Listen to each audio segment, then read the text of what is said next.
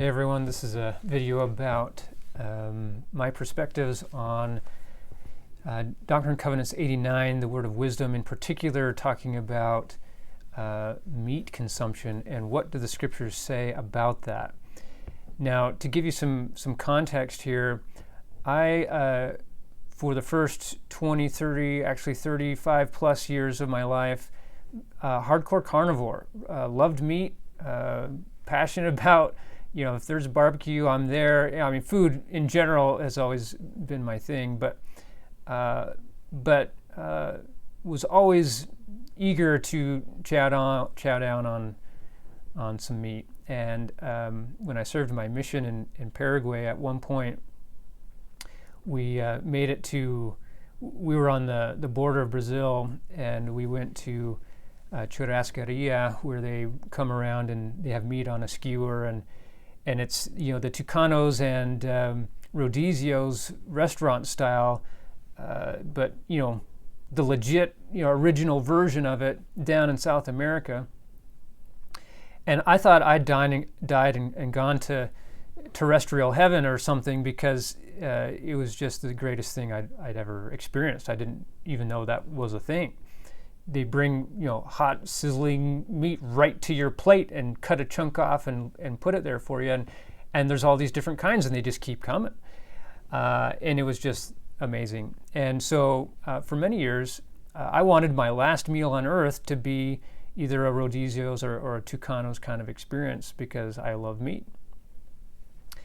Well, that poses a question or a potential concern when we look at Doctrine and Covenants 89. Let's pull this up here. So we've got section 89. This is the Word of Wisdom. This was initially given as some guidance, not by commandment or restraint, it says, but this was later adopted as a formal tenet of the faith of the Church of Jesus Christ of Latter-day Saints, of which I'm a member. And it became conditional on receiving a temple recommend to enter the temples, which are different from our regular meeting houses. We maybe have a conversation about that on another video. But as I would read this, and this was nothing new to me, but in my more thoughtful moments, I would read things like this. It says, "Yea, the flesh also of beasts and of the fowl of the air, I the Lord have ordained for the use of man with thanksgiving. Nevertheless, they are to be used sparingly. And it is pleasing unto me that they should not be used only in times of winter or of cold or famine." And so you kind of get both sides here in these two verses. So on one hand, the Lord has provided animals for the use of man.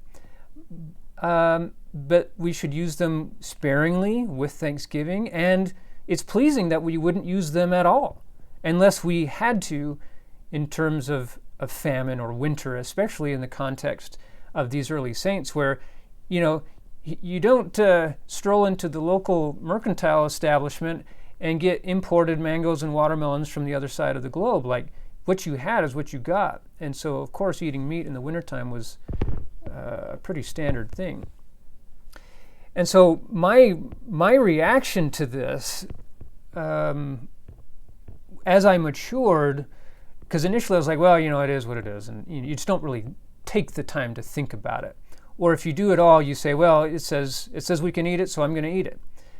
But in my more thoughtful, mature reflections, I thought, I'm not ready to live this higher standard where it says in verse 13, it is pleasing that they should not be used only in times of winter or of cold or famine. I remember thinking, I can't live that. I'm not ready for that.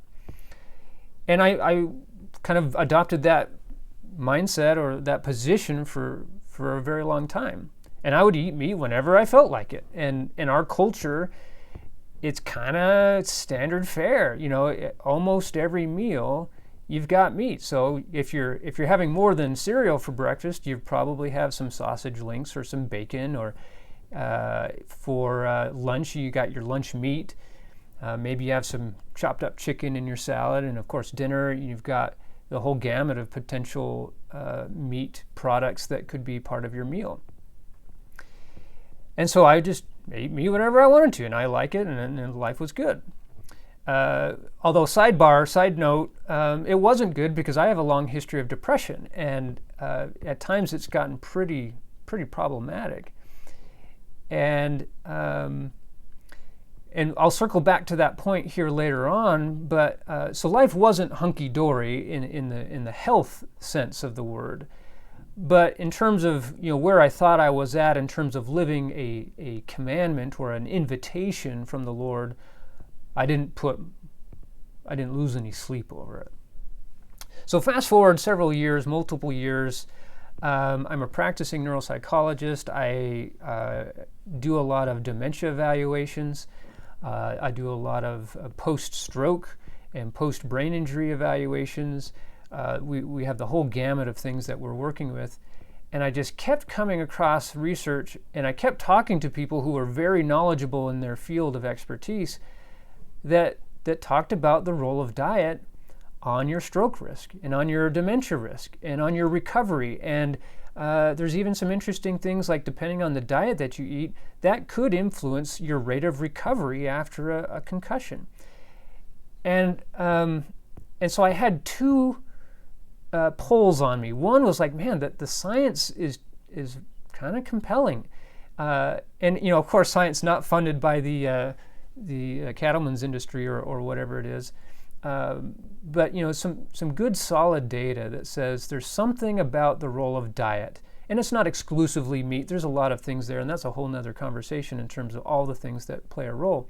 But meat is one of them, red meat in particular, that has a negative impact on health. And so I had the science side, and then I had my religious position here. And it's like, how do I figure this out?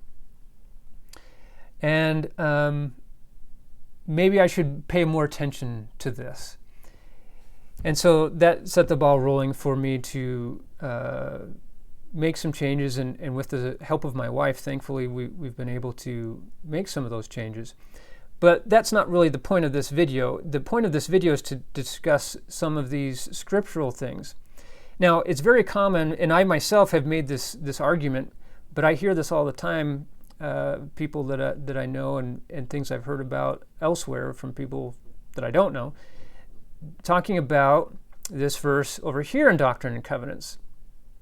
Because they say, well, so for the vegans or the vegetarians or whatever, their immediate response, the critics of them, is to say, well, it says that whoso forbiddeth to abstain from meats, that man should not eat the same, is not ordained of God. They're like, boom, mic drop. Like, here the Lord says, you're off base if you say that you shouldn't eat any meat.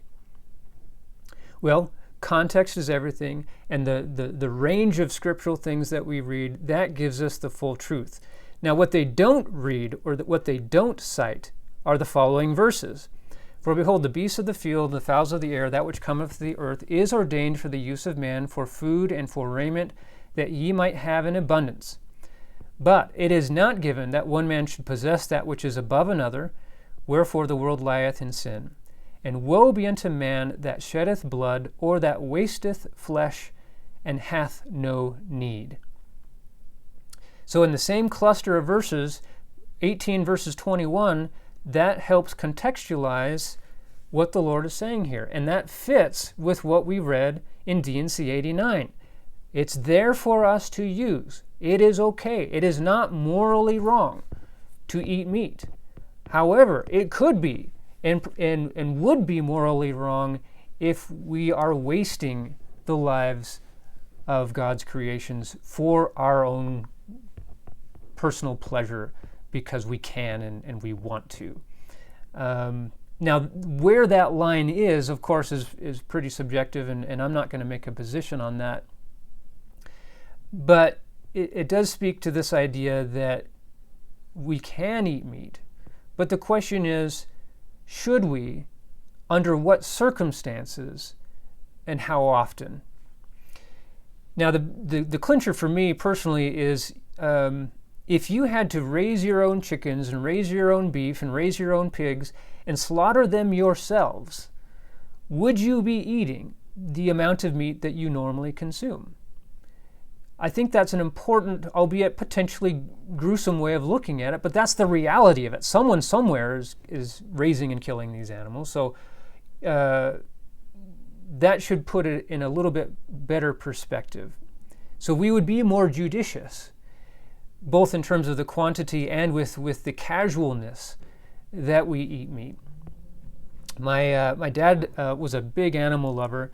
We always had all kinds of animals around our house, and we had 2 cows every year. And at the end of the year, we would butcher those cows and we would stick them in the freezer, and we'd have meat to eat throughout the year. And my sister tells the story, this is not a first-hand account on my part, but my sister tells the story as I remember it, that one of our cows named Molly, he had sold a portion of to a friend that he had, and the friend later commented in a joking fashion, how Molly tasted so good. And that really bothered my dad. He actually took some offense to that. And so for him, there was a difference between respecting and caring for animals and using them for the purpose of taking care of your family and joking about how delicious they were.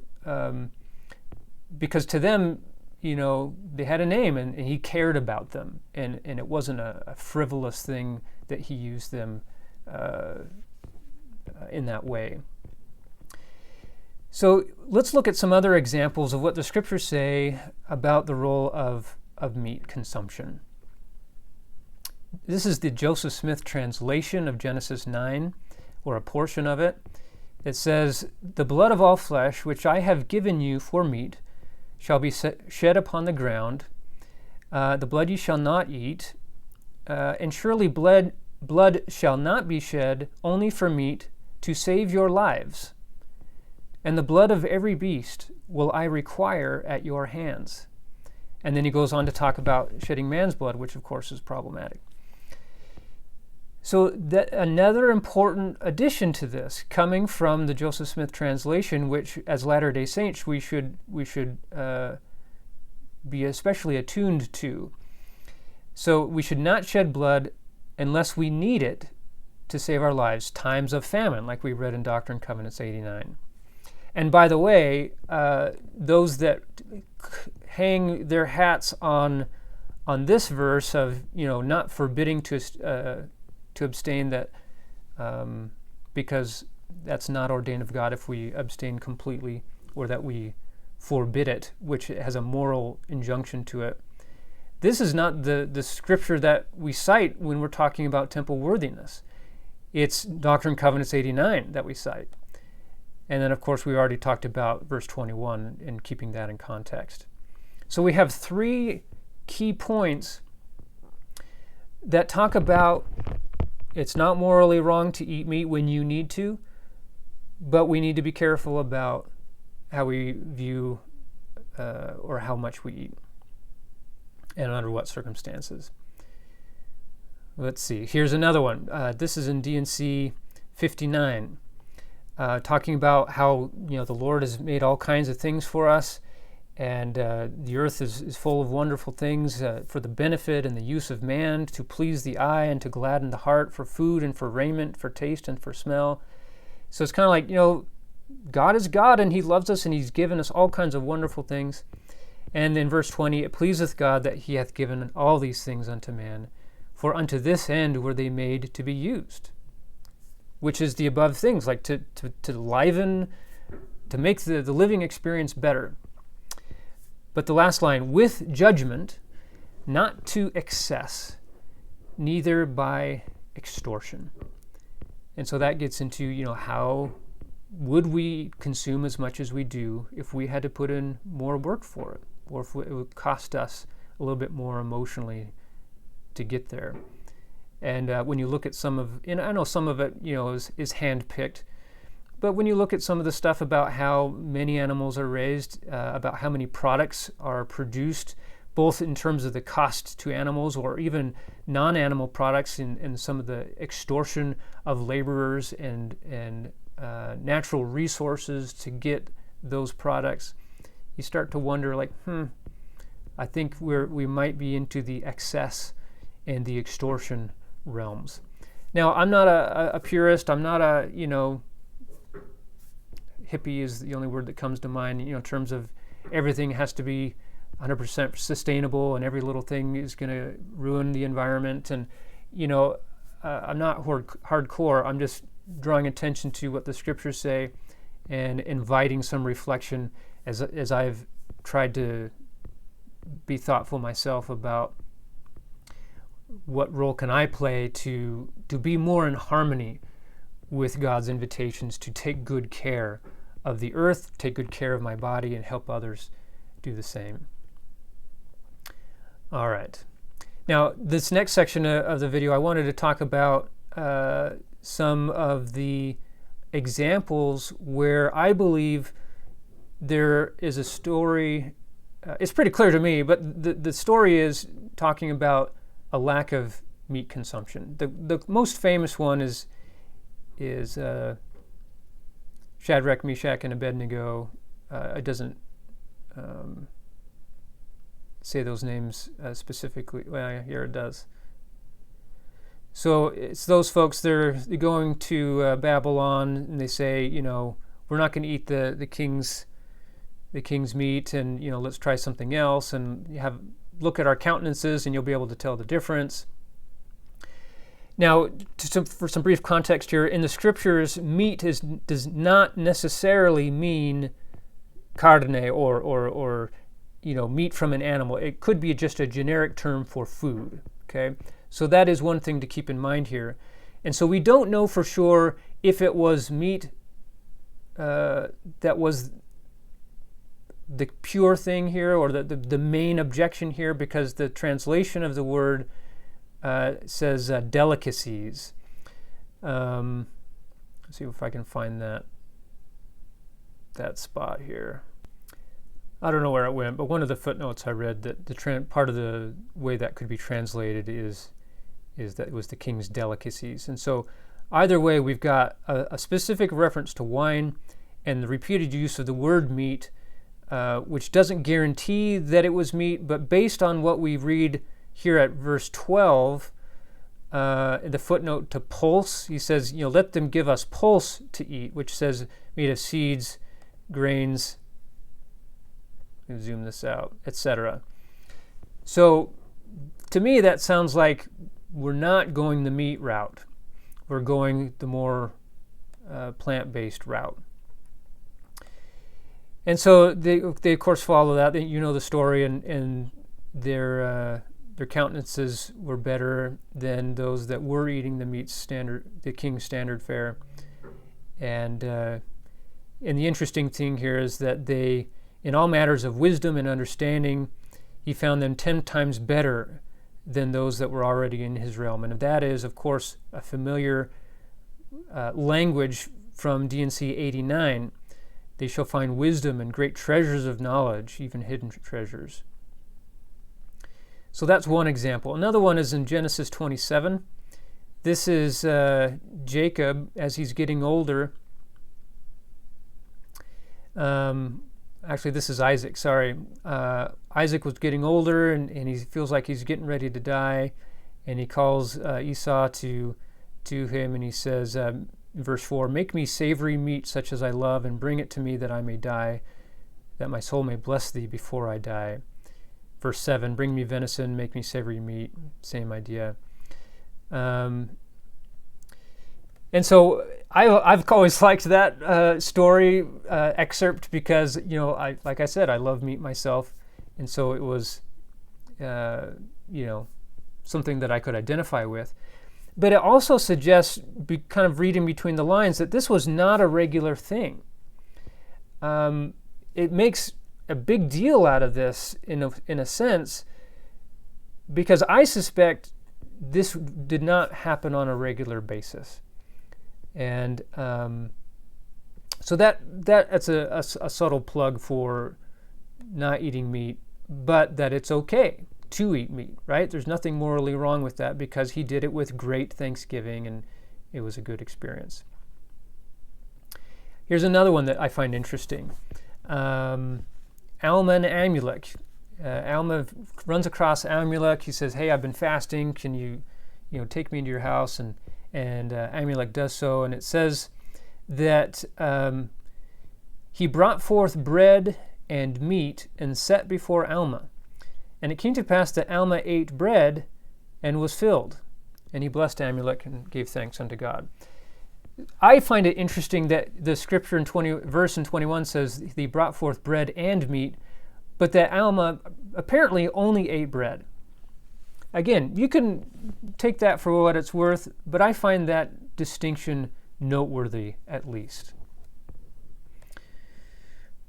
All right. I know this is getting long, but here's the last little section of things I want to discuss. In the Garden of Eden, Adam and Eve weren't going around killing animals to eat. They had all kinds of fruits and other things that they could eat. And it says that in Genesis 1:29. I have given you every herb bearing seed, which is upon the face of all the earth, and every tree in the which is the fruit of a tree yielding seed, to you it shall be for meat, or for food, right? And to every beast of the earth, and to every fowl of the air, where there is life, I have given every green herb for meat. And it was so. So Adam and Eve have herbs and fruits to eat, and all the beasts and the fowls and the creeping things, as it says, they have their herbs and their plant-based things for their meat, their food. So God has a way of providing under celestial or perhaps terrestrial conditions. In the end, during the millennium, we will return to that standard or that kind of experience. This is in Isaiah 65, verse 25. The wolf and the lamb shall feed together, and the lion shall eat straw like the bullock, and dust shall be the serpent's meat. They shall not hurt nor destroy in all my holy mountain, saith the Lord. And there's other interesting verses there, corresponding verses in the Book of Mormon. So for me, the meat issue has been a combination of things. And this issue, along with others that would be tangential if I started going down that rabbit hole, all suggest to me that we can prepare for the millennium, for Christ's coming again, even in what seems like an inconsequential, non-moral issue to some with regard to how much meat we eat. And what I mean by that is that if we know we're not going to eat meat in the millennium, that's pretty clear from the scriptures, would it not be wise to at least consider what we could do currently to prepare for that point in time? And the answer would not be, well, I'm going to eat as much as I possibly can because I love meat and then I'll figure it out later. I don't think that's the Lord's way of adjusting to things. It would be, I wonder what I could learn, what I could do differently so that the millennium is nothing but rejoicing and no sense of loss because I can't have ribs anymore because it's just not cool to kill little baby pigs. And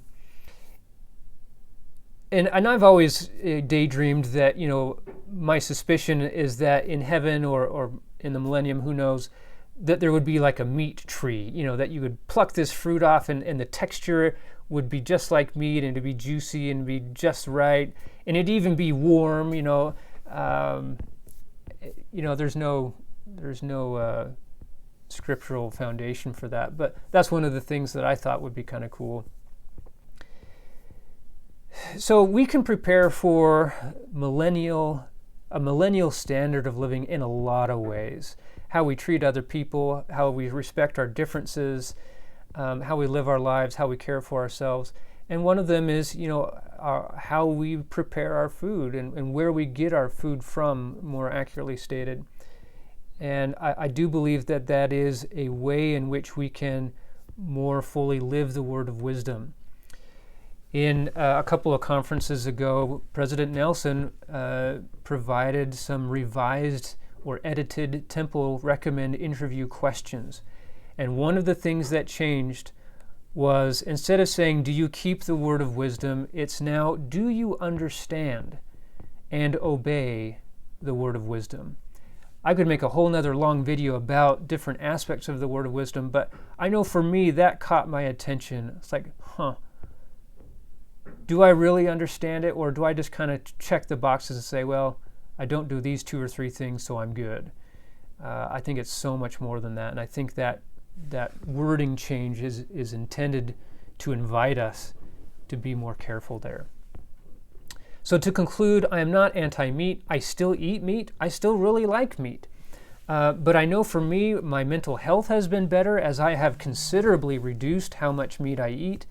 The science is pretty clear that those that abstain from red meat have better health outcomes. And there's scriptural clarity on this issue that it should be rare, if at all. And so that's 3 witnesses for me: my own experience, the science, and the scriptures. And I don't need any more than that I shouldn't need any more than that to persuade me that I should be more deliberate and careful about that. So I hope you find that interesting or useful, and more importantly, that it spurs some interest or self-reflection to connect you more with heaven and feel that you are confident in your decisions that you're making in terms of your standing before the Lord, so that we can all improve and be the best that we can be. So take care, everybody.